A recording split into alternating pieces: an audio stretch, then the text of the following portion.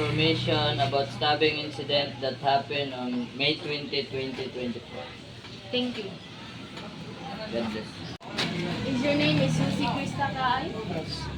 Are you from Poblacion Gipos, Zamboanga del Sur? Do you know that the stabbing incident was committed in your hometown?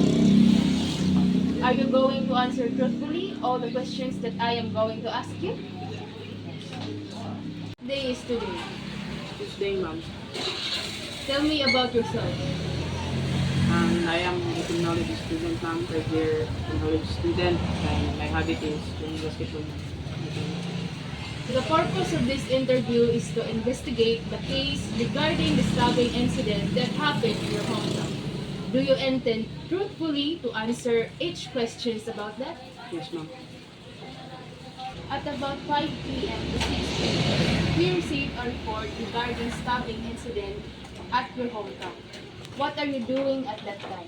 Yung gabing iyon po, ma'am, is papunta po akong convenience store para bumili po ng ulam. Pagkatapos po, ma'am, ay narinig po akong humihingi ng tulong, ma'am. Did you saw what happened? Yes, ma'am. Kitang-kita ko po yung pangyayari, ma'am, kung paano sinaksak ng suspect yung biktima. What happened next? Pagkatapos niya pong sinaksak yung biktima, ma'am, sinigawan ko po siya, ma'am.